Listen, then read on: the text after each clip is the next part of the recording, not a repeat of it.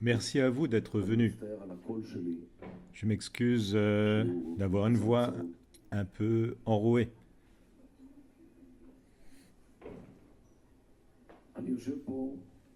Je suis assis ici et j'écoute les 3 conférences précédentes, bonnes, non, excellentes, puissantes, venant d'hommes à côté desquels je ne suis qu'une ombre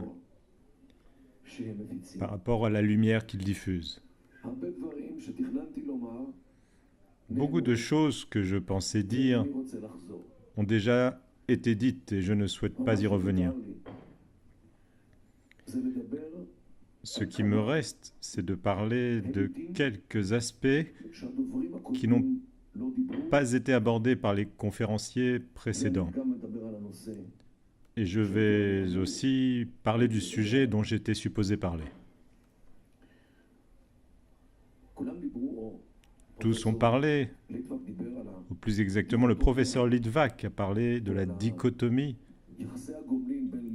ou des rapports réciproques entre le nationalisme et la religion.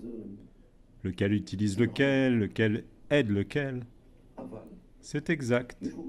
Mais il y a un élément que les conférenciers précédents n'ont pas traité.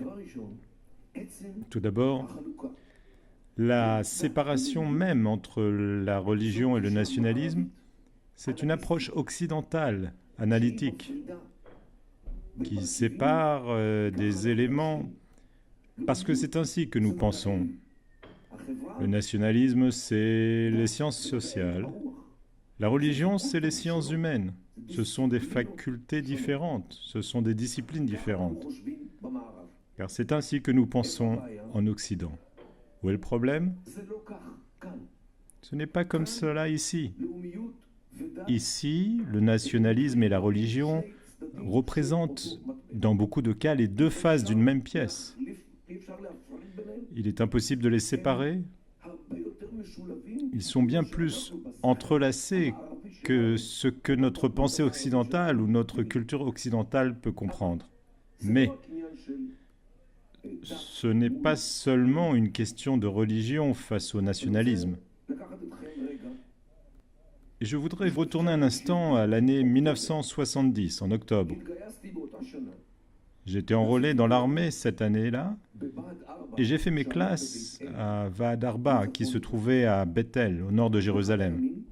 Un jour, nous sommes descendus dans la vallée du Jourdain.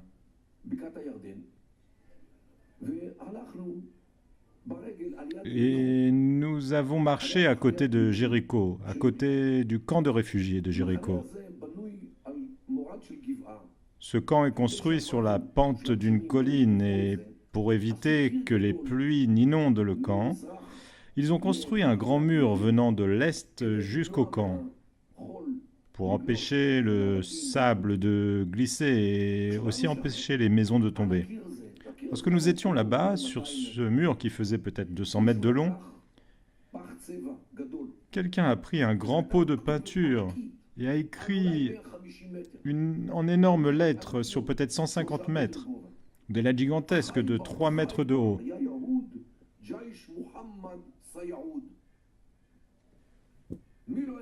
Qui n'a pas compris?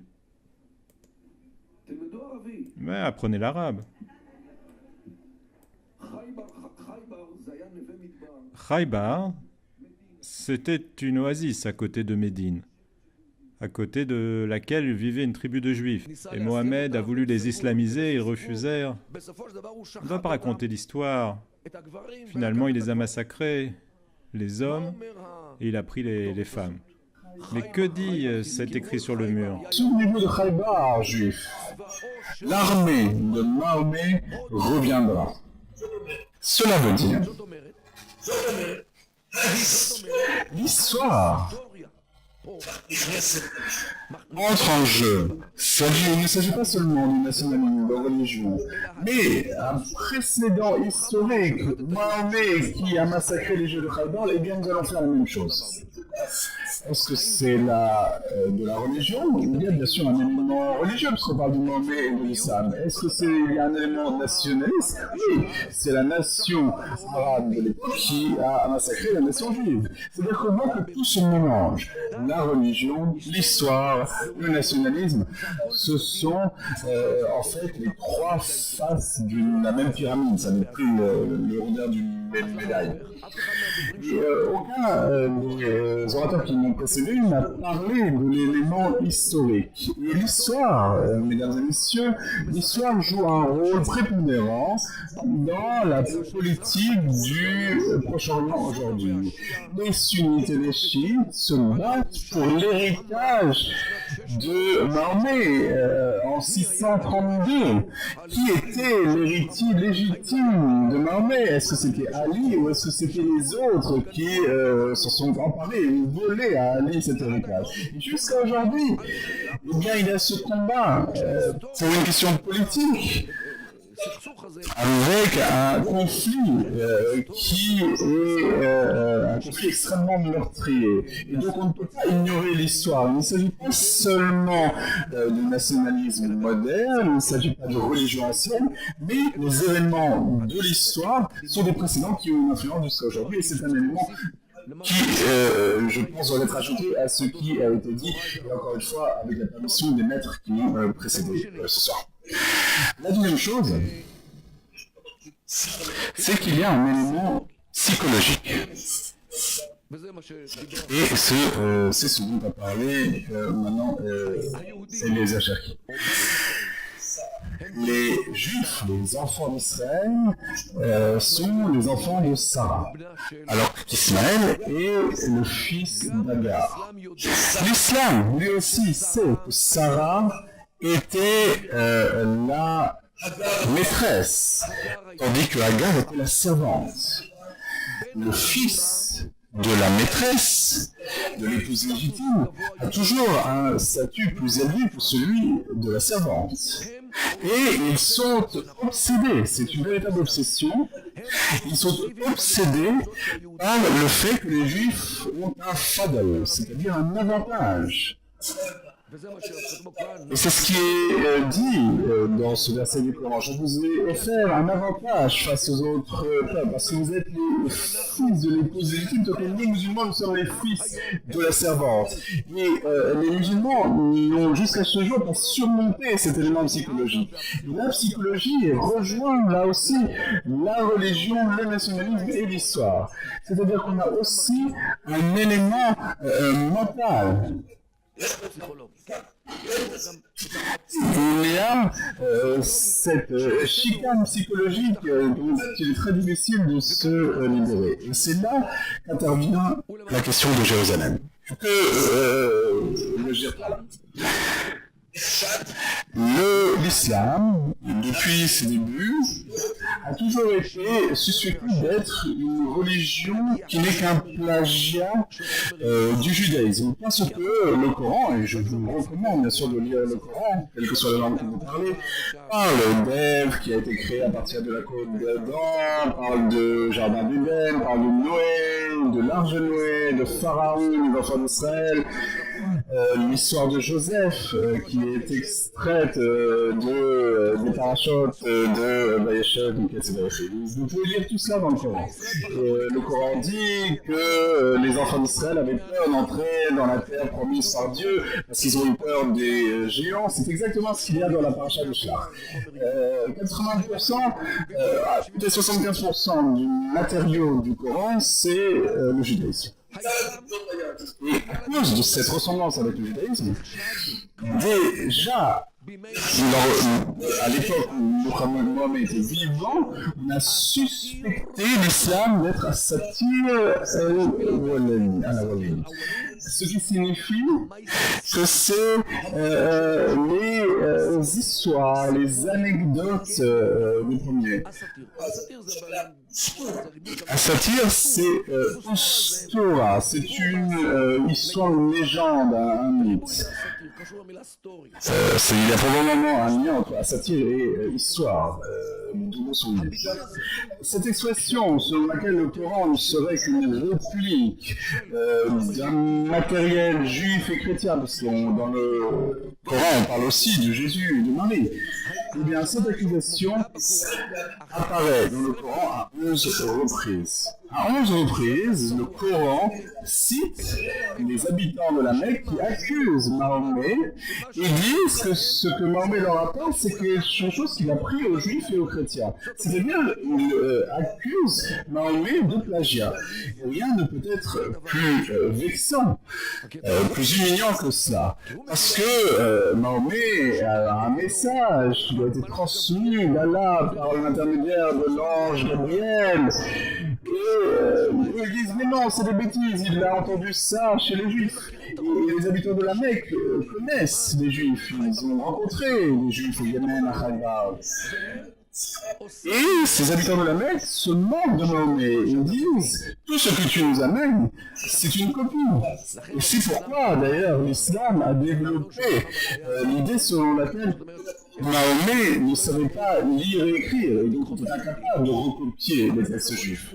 Et de toute façon, il gérait les affaires de sa femme. Donc comment était-ce possible de gérer les affaires de sa femme si c'est pas avec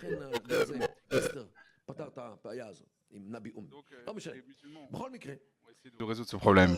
Mais cette accusation, selon laquelle le Coran, le livre le plus saint qui soit, le livre qu'Allah a fait descendre pour le donner aux hommes, c'est le livre qu'Allah tient face à ses yeux, ne serait qu'un texte volé aux Juifs. C'est ça qu'on a dit à Mahomet. C'est ça que les habitants de la Mecque ont accusé Mahomet d'avoir fait. Et à cause de cette accusation, Mahomet était obsédé par les Juifs. Voyez ce qu'il y a dans le Coran à propos des Juifs. C'est-à-dire que dès dans la sourate Al-Fatiha, la sourate d'ouverture, eh bien, on parle de ceux qui ont éveillé la colère d'Allah. Les chrétiens sont considérés comme ceux qui ont quitté le droit chemin. Mais les Juifs sont ceux qui se sont rebellés contre Allah. Les Juifs sont les assassins des prophètes.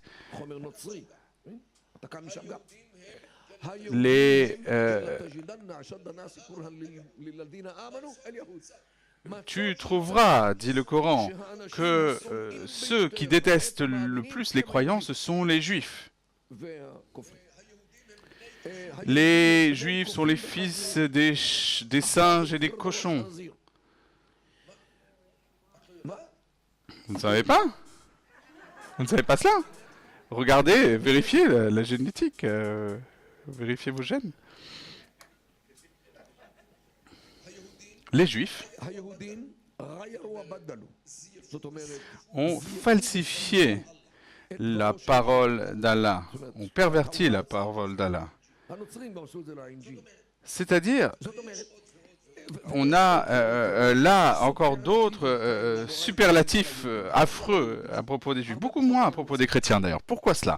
Parce que, à cause de cette accusation contre Mahomet, parce qu'on l'a accusé d'avoir copié les Juifs, il a dû créer une situation dans laquelle il ne peut même pas s'approcher des Juifs, parce que ce sont les enfants des cochons et des singes, parce qu'il déteste les croyants. Il devait se créer un alibi pour prouver qu'il ne copie pas les Juifs. Voilà. 11 fois, il y a cette accusation dans le Coran. Il allait dans un café et on lui disait « Ah, voilà le copieur, voilà le plagiaire ». Il allait à Starbucks, au Starbucks de la Mecque, on lui disait « Ah, voilà celui qui a copié des Juifs ». Partout, 11 fois on l'a accusé de faire ça. 11 fois le Coran cite cette accusation. Ça veut dire qu'en permanence, on se moquait de lui et on le méprisait pour cela. Vous venez voir quelqu'un et vous avez un message extraordinaire, on vous dit mais non, mais vous l'avez copié. C'est comme un élève aujourd'hui à l'université qui copie un texte de l'internet et qui me met cela en tant que devoir. Et je trouve le site et je lui dis mais vous avez copié sur internet et il y a un conseil de discipline. Eh bien, même chose pour Mahomet. On lui disait tu as copié de l'internet ce que les juifs ont écrit. C'est ça, cette accusation de Asatir al-Awali. C'était les tout débuts de l'Internet, à l'époque de Mahomet. C'est-à-dire qu'il y a là un élément psychologique profond qui concerne les Juifs. Et c'est pourquoi, dès le départ de son vivant, il était obsédé par les Juifs.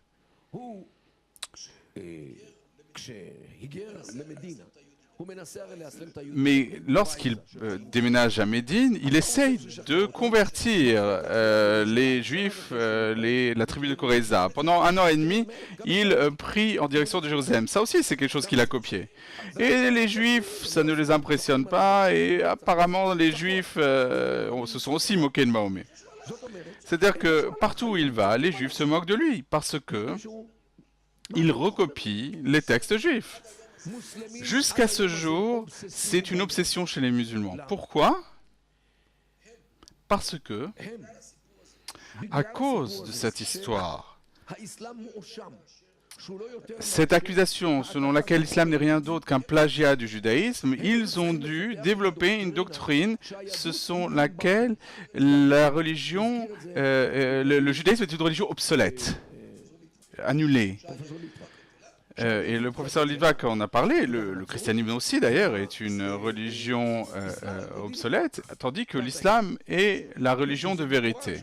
Et il y a un verset du Coran qui le dit, qui dit la religion d'Allah, c'est uniquement l'islam, ni le judaïsme, ni le christianisme. Même cet événement, lorsque Mahomet est monté au ciel, il prie sous l'œil d'Allah et derrière lui se trouve Jésus, prophète du christianisme, et Moïse, prophète du judaïsme. Et lorsqu'il prie derrière lui, cela veut signifier qu'ils acceptent le joug de l'islam, qu'ils renoncent à leur rôle théologique, historique, culturel du judaïsme et de l'islam, et qu'ils acceptent l'islam. C'est cela que signifie cet événement qui se passe dans les cieux lorsque Mahomet monte au ciel à partir de Jérusalem d'ailleurs, pas de la Mecque. Donc, les musulmans font tout leur possible pour montrer que les juifs et le judaïsme sont passés du monde et pour montrer que l'islam est la vraie religion et que s'il y a une similitude, eh bien ce sont les juifs qui ont copié l'islam. C'est l'ingénierie de l'islam, de l'histoire pour l'islam. Alors,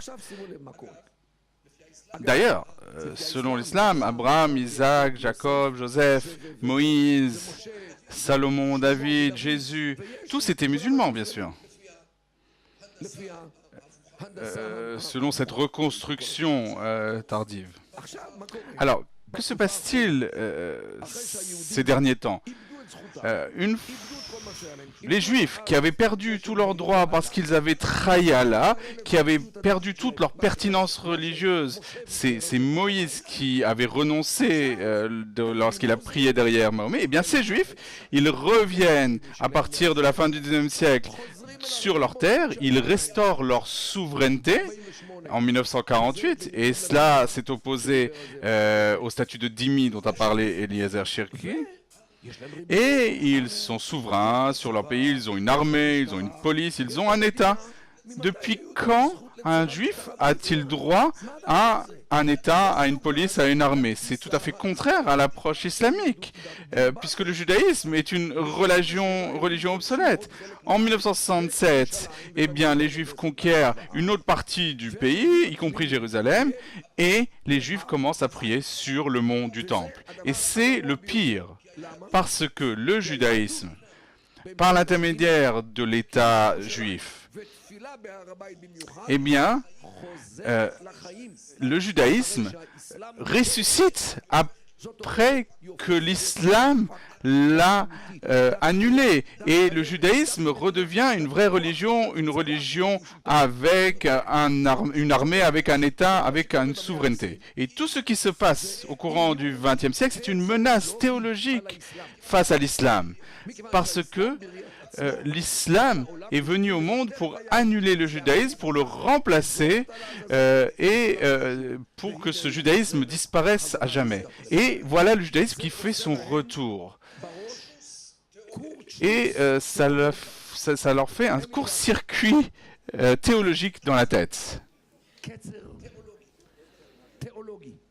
C'est un court-circuit théologique parce qu'il est impensable que le judaïsme revienne. Parce que si le judaïsme est de nouveau une religion vivante, quid de l'islam qui est apparu dans le monde pour annuler le judaïsme et le christianisme. Et donc, le problème est un problème théologique. Avant d'être un problème territorial, avant d'être un problème national, avant d'être un problème historique, c'est avant toute chose un problème théologique. Parce qu'il est impensable dans l'islam que le judaïsme revienne sur le devant de la scène. Parce que là se pose la question, à quoi sert l'islam? Et donc il y a de nouveau cette peur obsessive, cette peur que les bouffons reviendront pour dire que l'islam n'est que Asatir el-Awali, c'est-à-dire un plagiat du judaïsme et une pâle copie des histoires du judaïsme.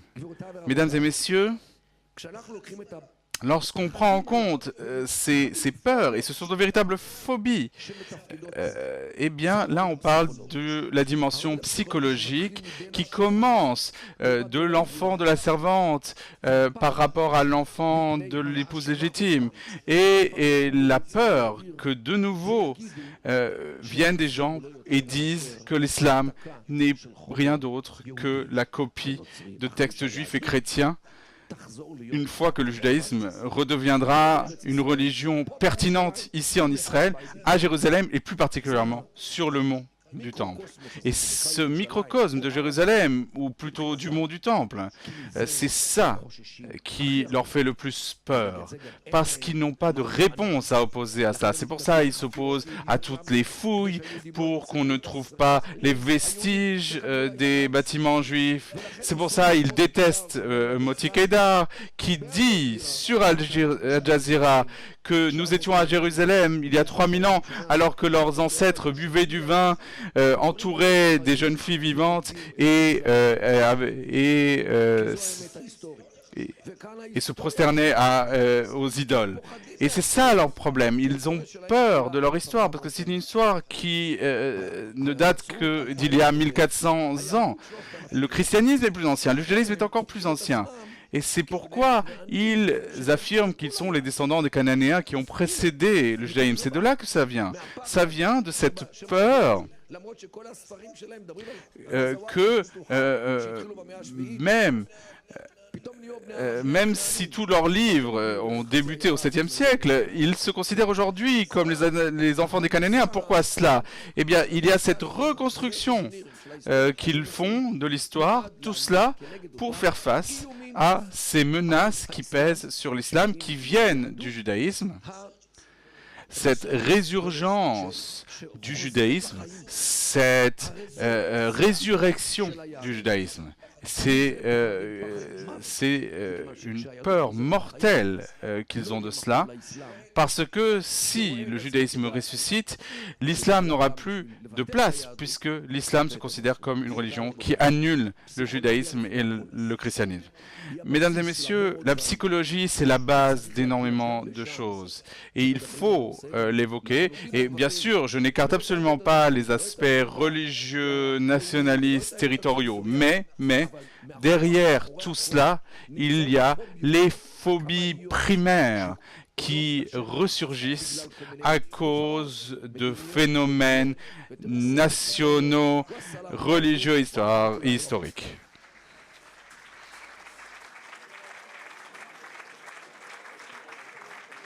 En somme, nous avons besoin de psychanalystes et pas de diplomates. Donc je vous convie à prendre des rafraîchissements.